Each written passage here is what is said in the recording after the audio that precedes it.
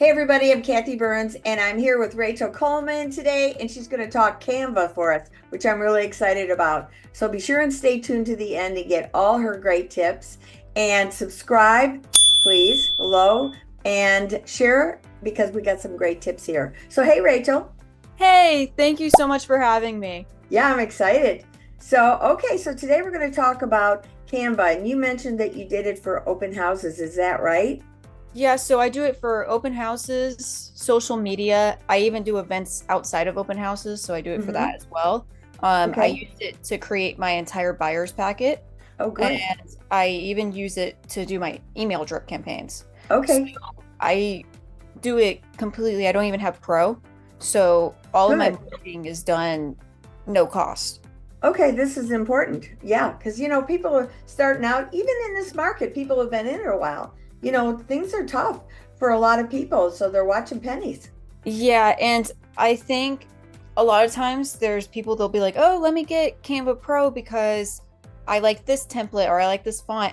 And I noticed like if I see something that's Canva Pro and it's a template that I can't use, I will recreate it completely from scratch, Hmm. and just duplicate it into my own. So it's interesting to see how it works because even if there's a shape that you can't really make, you can put together different shapes and make it look like one thing when it's Hmm. really not that.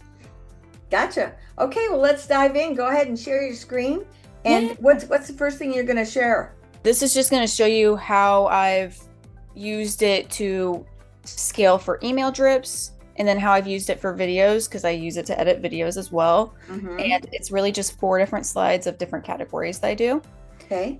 And I also at the end I can pull up one separately too of examples. Okay. So this So one is what's your situation that you use this? So this one right here, I've actually used Canva to make presentations before. I use it in business meetings when I'm meeting with like potential business partners, preferred lenders. Mm-hmm. The presentation I have for that, it says the Rachel Coleman Partnership Program, Mm-hmm. essentially just meaning that I add you to a list of people that I'm going to recommend. Oh, good. And so I use it for presentations a whole lot. And then just as a little bit of background, my parents, I both grew up and they own a graphic design company. Oh, So I okay. kind of grew up around that marketing strategy. My mom makes logos. My dad Mm-hmm. used to make websites. So I Oh, really cool. just grew up around this is how this looks and this is how this looks. And if you try Mm-hmm. print this out, this might not work. Mm-hmm. So that's just a little bit about me on the background that I have on it. And it kind of gives me an upper hand on my marketing Okay. for it. I use it so my business cards, I actually remade them last night. They're a little bit crazy, but nobody has crazy business cards anymore. Mm-hmm. So I feel like they're always so boring. So I try to add everything to be very unique. And then these are flyers that I did for a toy drive that I hosted. You can see this one right here, and also a GoFundMe QR code for it. I do Mm-hmm. door hangers for open houses. And Okay. then I also do my flyers for open houses on social media, as well as printing them out and putting them places too. Okay. And for when I'm doing events, I kind of try to break it all down into categories. So, like, everybody's using things to make flyers and obviously social media posts, but Mm-hmm. not a lot of people are doing Facebook covers for their event or Eventbrite covers or video editing through Canva helps too. And then the Mm-hmm. door hangers, like I said, I do the door hangers, I print them out on a regular sheet of paper and I cut them out one by one. Mm. And it's, like I said, I'm doing this all at no cost. Yes. Okay, but you're using a heavier grade of paper than just an 8.5 by 11 standard piece, right? Yeah, so I actually have holders that I sometimes use for them too. If Mm-hmm. I don't have a template that has like the hole cut out previously in it, I have like these little plastic holders. Okay. That I'll put those in and I'll be able to hang them. Um, Okay. and those are maybe a few cents each in a pack, so I'll bring those with me. Where And do you then get those from? so I think that you can find them on Amazon. Of I can course. send you the link at the end. Um, Okay, I'd like that. We'll put that in so that, the yeah, below. And I can send you the link for it so that way people can look at it too. Mm-hmm. And I also do, they're basically like, it's the same idea as those plastic holders that you use for papers. Mm-hmm. Um, but those help also, and it's not too much to give out to people and they can Okay, keep using it later. So great. they're almost like bookmarks in a way. Yeah. And another thing that I do for my social media posts when I'm doing a event specifically, like I put this one as an example. If my event gets canceled, this house went under contract. So I kind of try to make it lean a little bit more towards what's going to get somebody to read it Mm-hmm. versus what's the most information that I can give. Mm-hmm. I used to struggle a lot in the beginning of condensing what I was putting. Mm-hmm. And then I realized that it was a little bit more about the visual than it was about the actual information on that visual. Because if it hints somebody to message me, then that's the best way possible. Oh, So, I see. yeah. Just a little tip for me. If I get my house under contract, I never cancel those open houses unless the seller insists on it Yeah. because it's so powerful to say, shoot, we just went under contract. However, tell me what you're looking for and let's see if we can't help you. Yeah. Now, unfortunately for this one did, the sellers were a little bit, They, they didn't want, they were a little bit hesitant on doing the open house to begin with. ah, This was actually during Super Bowl Sunday. So oh, I get it. it was on the Sunday, and my plan for it was I was going to have on my computer the Super Bowl was going to like recap clips and everything from YouTube. I was going to be playing those on my computer while I had snacks and stuff out too. So although I was an open house, I was also marketing it as a pre-Super Bowl event. Gotcha. Okay. And so a And lot of my, so, yeah. all right. So, are you going to definitely go through and kind of show us how you did this in Canva? Yes, I have you can see I have all of these different ones open too. Okay. So I can show you those and how I did those. These are also examples. I do reviews, infographics, keeping up with trends. When I'm doing infographics, even my market updates, they always have a theme. This one Okay. that I put, it's cropped, but it was like a cupcake theme. And I Uh-huh. was like, the market's never been so sweet or something. Uh-huh. And then this one is actually a play on Tinder. Okay. I made it say, I'm not saying that you should ghost your landlord, but swipe right on your dream home. Oh, very cool. On the phone, it has the Tinder layout because I've noticed Instagram is a little bit more, you see a few of the younger generations on those. And when Yeah. you get something and go viral, it's typically from that. Yep. Same with TikTok, and then same with Facebook. So the way that I kind of scale it is like Facebook is where I'm reaching out to people who already know. Instagram is where I'm reaching out to people who they might see me from high school, and years down the line, they'll think, oh, yeah, Rachel, she was always posting stuff. Mm-hmm. And so that's where I grow my pipeline at. And then TikTok is kind of where I give advice to other agents. Oh, very cool. Yeah. Okay. And so I kind of do that. The main idea with when I'm doing social media for Canva is to do something so eye-popping in a way that makes somebody stop and it Sure. all has my name all over it. I don't care if it's an infographic, I don't care what it is, it's gonna say Rachel Coleman on it. Mm-hmm. Branding yourself, always smart. Okay, next. I also do this for videos. So I did this one for some reason is not wanting to play, but it is, you can kind of see where I'm going with it. This one right here, it's basically a TikTok video. It's a day in my life, go into this. I actually did this for a local guide that I made for a restaurant that was near me. So it just shows me driving to it, going into it, and the letters pop in. So it kind of slides through, which is really nice. They So actually, it's a small looping video that you're doing an activity, Mhm. and then you've got words that lay over it. Those are the Yes. kinds of things we want the how-to. It's not so Yeah. much the details of what you're doing here. Show us how to do this stuff. Okay, so for example, like let's say that I'm doing this open house flyer. The other one I'm logged in on a different account, so I'll show this one instead. But this starts out as a completely different flyer for the most part, where I can go to where it says design. You Mm-hmm. will see all of these different options. As far as So, templates, you mean? yeah, as far as templates. So sometimes I'll even kind of play off of what somebody else's idea was. So I started out with, you can kind of see this one in the corner where it says open house and it's cursive and it has the photo up here and a few photos there. But the only part of it that I kept was I liked the font and I liked the back, the like black square at the bottom. Mm-hmm. So what I'll usually do is I'll go in for this open right here. I have the text that says house, and then I just added a white square.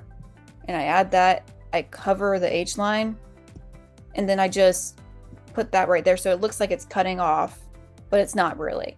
Gotcha. And I did the same exact thing with this one saying listed at. And when I'm changing the colors, I found that I have a hard time for some reason changing the colors of one textbook because you can't really like one text box. So I just make them two separate textbooks. So this part says listed at. Oh, And two different text box, yes, all that appears to be within one line. yeah. So like this one says listed at, but I wanted the price to be a different color, so I just made this a different text box. Oh, So, and how you did that was you created first one clear, like an element that was that white line. Is that right? yes. So And I will then go you added into, the text and you laid it over. yeah. So like let's say that I wanted to do the same exact thing for this house right here, and let's say that I just for some reason want it to be purple, and I will take the square, I'll shape it to my size, I'll put it all the way to the end so it kind of looks like it's popping out of the page.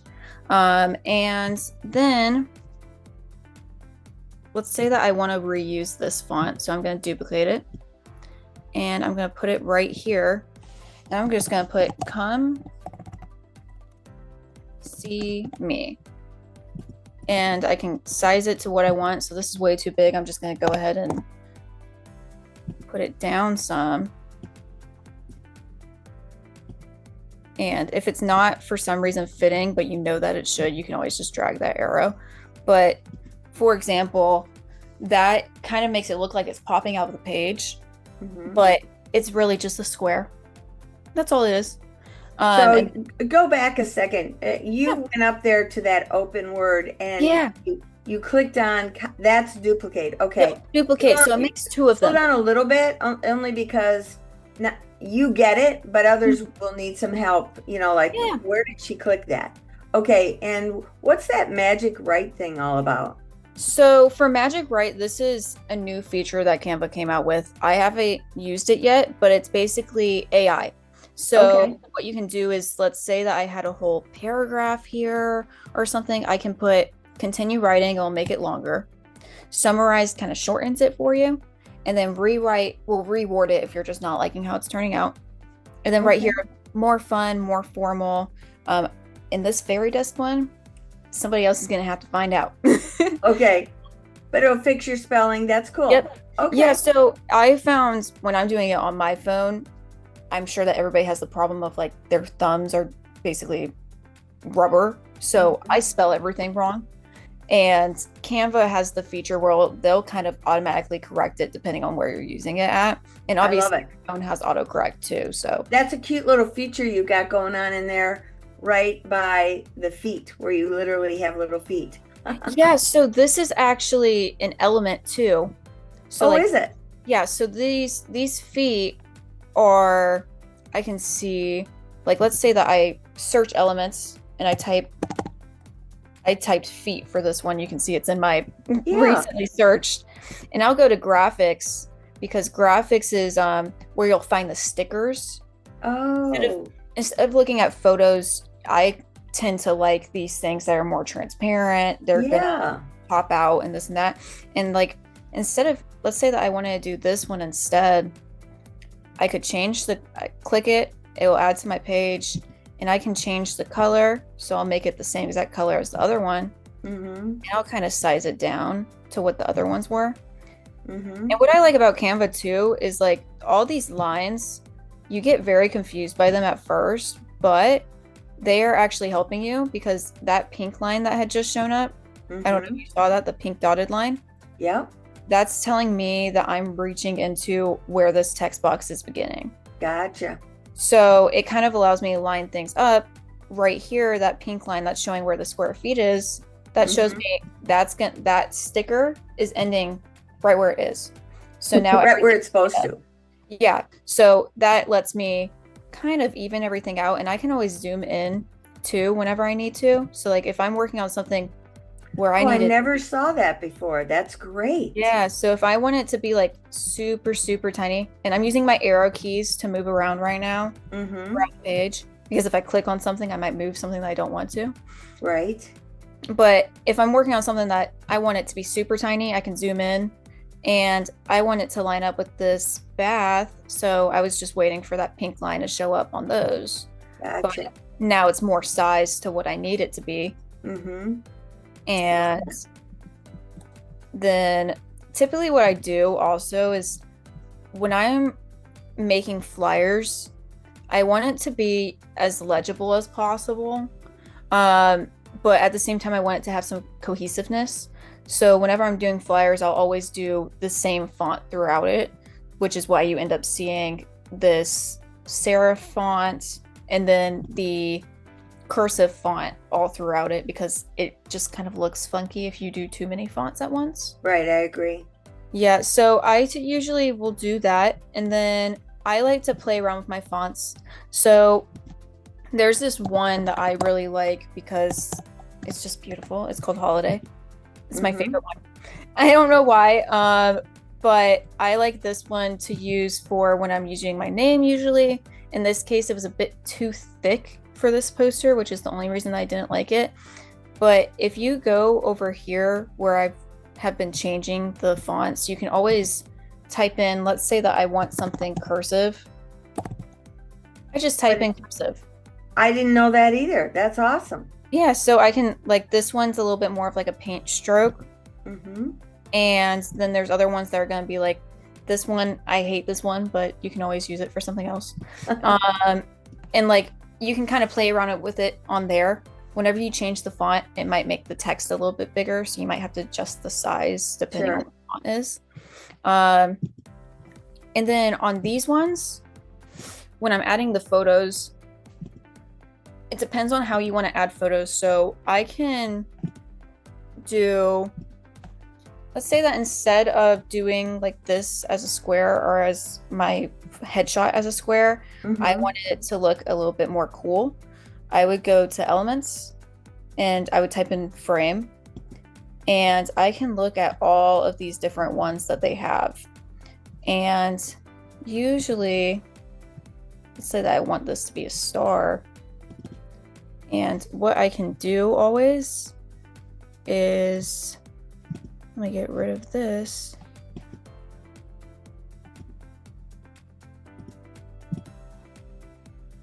I can always make it a plain star, or I can add my own photo to it when I see where that button is. Like I said, I usually do this on my phone. On your phone, it's a lot easier. Is it? Yes. So I actually found that when I'm doing it on my phone, I get it done quicker too. So I'm able to make these flyers and make the social media posts I have. I'm able to do those in about 10 minutes, depending on how hectic it is. Right. And there's some nights, like, if I can't sleep, I do it in my bed. And then I schedule them to post throughout the day, or I schedule them to go out throughout the day. So that way, throughout my day, I can actually do important stuff. And then, How are you what do you mean scheduling them? As an email or what? yeah, so if I'm adding it to an email, I will schedule the email. If you're going on Instagram, there is an option to go into your advanced settings and have it post at a specific time and day instead of you having to physically post it. But back up.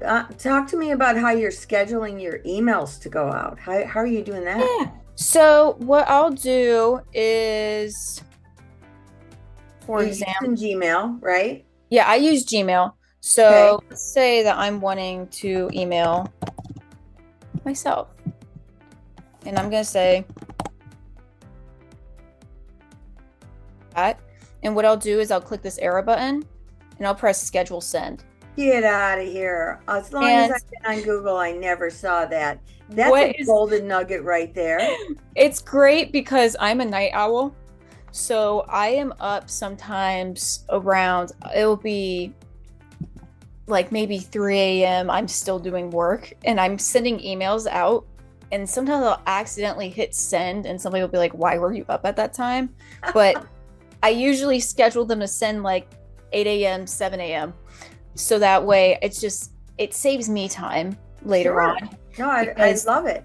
Also, there supposedly is certain times that people are looking at their email other than others. I would go in and ask ChatGPT, like, Yeah. what's my best time? And I would do those emails just like that. I just did a whole bunch just a minute ago. And Yeah. I'm thinking, man, if there is a specific time that's a more read time, I would be scheduling them on all kinds of emails like that. Yeah. And I do it basically I do it more so that people don't think that I'm crazy for being awake. But I also do it so that way it catches people's attention. So this is actually something that I added to an email that I did. The way that I made it is you can, just like how I showed you, you can do a frame. If I searched up phone, then these different options would show up. Or And again, you're in elements and you went in. yeah, elements, and then I searched up phone, and then in frames there was this one I kind of shaped it to the size that I needed. Yeah. And I put a photo of just a regular old house to it. This is its own text box. So this right here is a just regular square. I changed the transparency of it by clicking this little button that's a grid. Yes. And it used to be like this. I made it look like this so that it was like a little phone call. Okay. This is just a text box saying home ownership. And then this is the same exact text, but a little bit tinier. Mm-hmm. These little text message bubble and the clock, I did the same exact thing. I searched that bubble and I used one of these graphics that I was telling you about with the feet. So I used one of these and I just hit click and I resized it just like how we did earlier. Mm-hmm.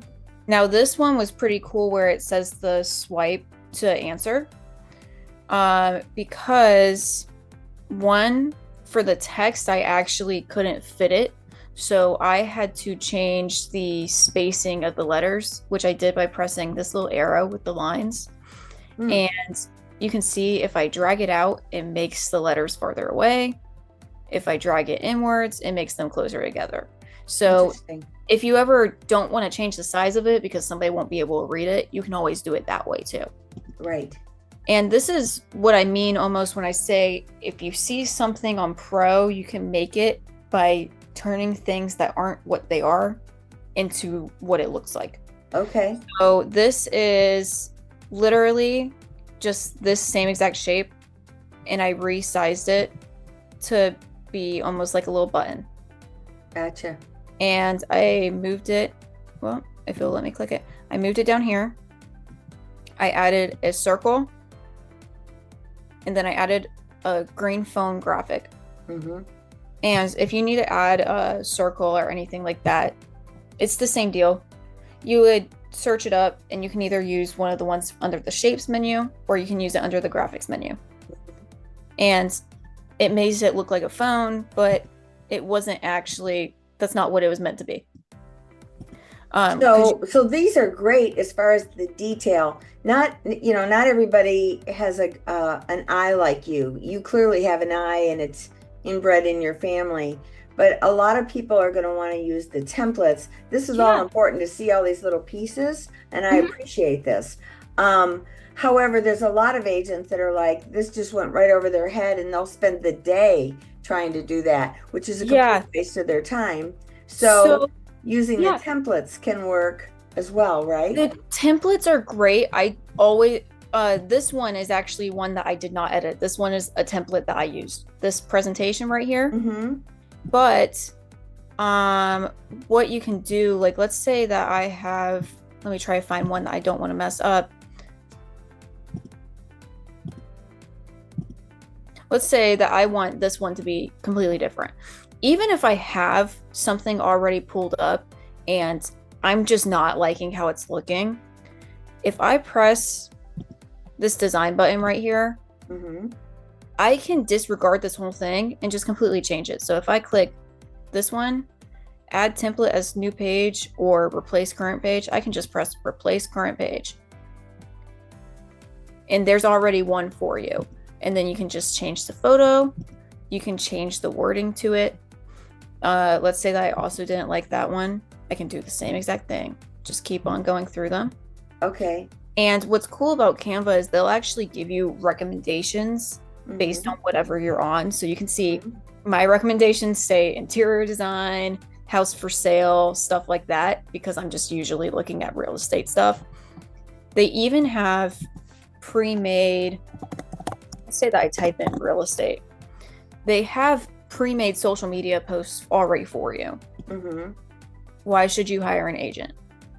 And then you just change the number. And see, I think this is important for our viewers to watch too, because if they're on here, they're trying to figure out tech. Some of the things you've been showing were more sophisticated. Not that they aren't important, because I freaking love those little ideas with the feet and things like that. But a lot of people just need to see things like this, like how did I even find anything for real estate? Stuff like that, you know? Yeah, and it's super cool because it's all at a click of a button. There are some people, they'll make Canva templates and they sell them on Etsy or this and that. My main goal going into things was I was thinking, well, I know that if I kind of critique it and I get more used to it, once I build the foundation of getting used to the platform, I can make that myself. So these are always great starting places, and this is where I started out. Let's say that I'll sometimes even start with the template, and then I think, this is a bit too boring. And if I think that I want to spice it up or I want to personalize it, so this one that we just clicked, maybe I'll add some flowers to it. So I go to graphics, and then I'll just kind of take the graphic to it and I'll move it around to like where I want it to be, just to make it have my own style. Because there are a lot of agents who are using these same exact templates. Right. Like I said, it's great to start out with, but if your goal is to stand out on using templates or stand out using social media, you don't want to be posting the same exact thing as somebody else.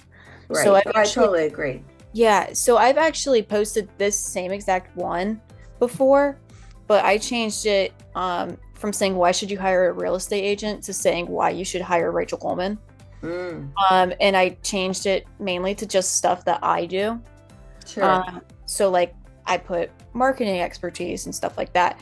Yeah. And then obviously changing your phone number, small things like that is something that you can do with just a simple template, but you can personalize it still to end up later on being, this started out as a template. This had started out as a template.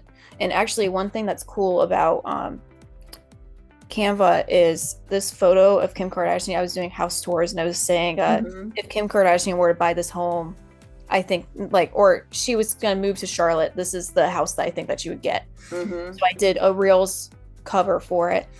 And she's actually wearing blue in this photo, but Canva has an option to AI edit your photos.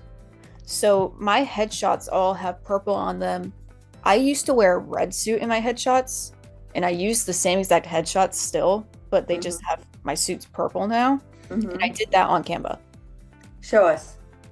So what I will do is let's say that I want to change this one, and I'll go to apps, and if I wanted to, or even if I want to go edit photo.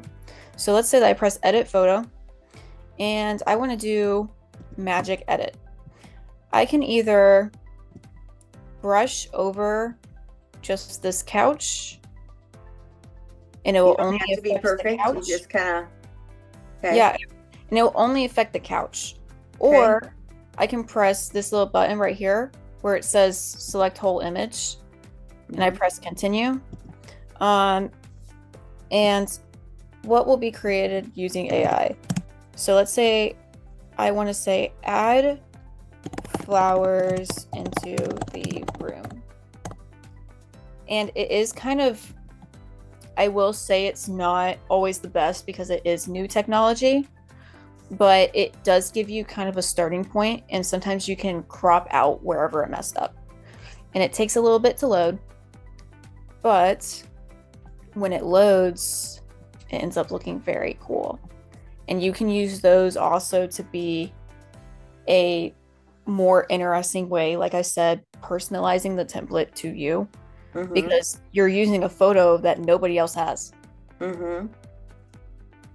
And like I said, it does sometimes. Is this how you did your shirt? You just kind of brushed over it? Yeah, so I just literally went over my suit and I said, make my suit purple.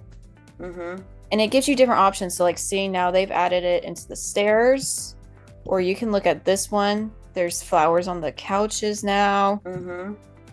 This one's a little bit less on the stairs. And then this one's completely different. So like if I liked this one, I would just press done and it replaces that image for me. Yeah. You can do a few different things on this edit photo section. So like, even if, let's say that these ones you can't do unless you have Canva Pro, but the magic edit one is completely free and it completely recreates everything. And the pros, wherever you see the little crown?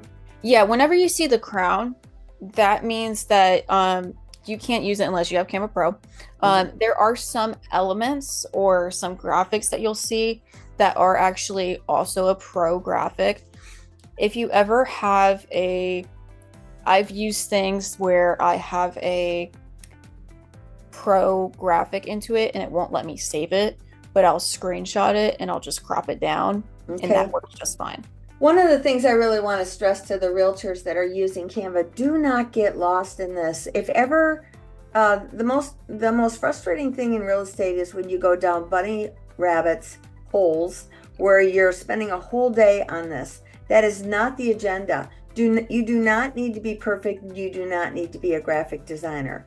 You can use these templates, make them your own, spend some off time where you time manage it so that you pay attention to learning a craft for a little bit. But don't go down a bunny trail, because you're not making any money here.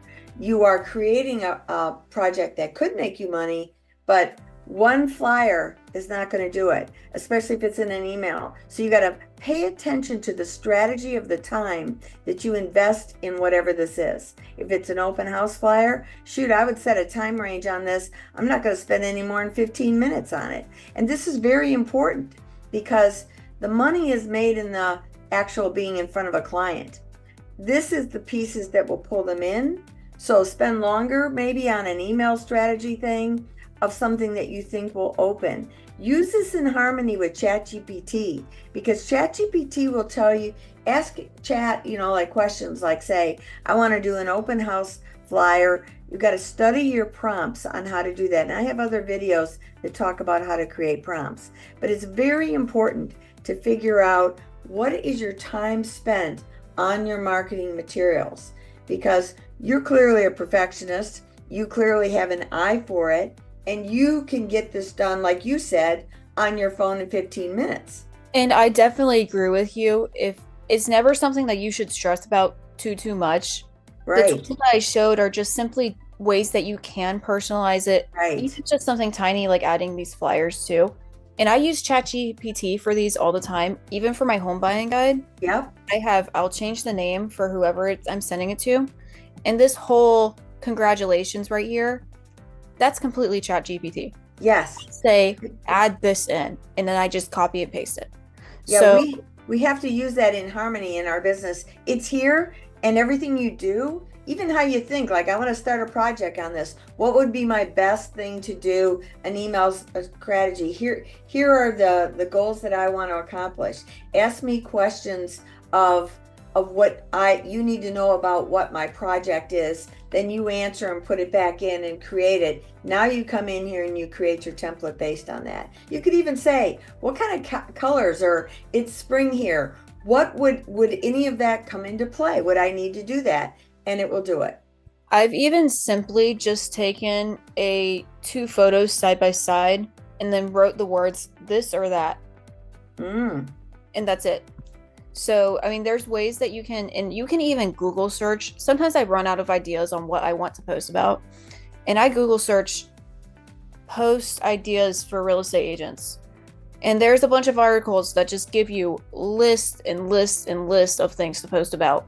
Yep. Sometimes you can even look up post ideas for interior designers and still post that. Mm-hmm. So, well, this has been great. I really appreciate all your ideas because you are clearly using it well and you do it beautiful, unique. I love that. And what we really wanted for everybody was to see the basics, and also like the little tools that you showed me about the posting my emails later, about the little feet and where to even go get it, how you can expand the spacing in between your words, the letters literally. These are all little nuggets that I'm really grateful for. So thank you so much for that. I do also want to add, if anybody is using Canva Pro or anything like that, you can add your own template for colors and logos and specific fonts that you want to use. For that's under the brands section. Ooh. So you can actually make it so that it presets everything towards your brand. That's great. I really appreciate that. I'm going to take this share screen off right now. You want to close out that? Yeah, that's great. Yeah. Well, Rachel, thank you so much for all of this. I really appreciate it. And Thank you for having me. If you send me that one link that we talked about in the beginning, I'll make sure that we have that below. So please subscribe, everybody. Share this with your friends. And a big thank you to Rachel. And let's follow her too, because she's awesome. We'll have all her contact information as well. So thanks so much.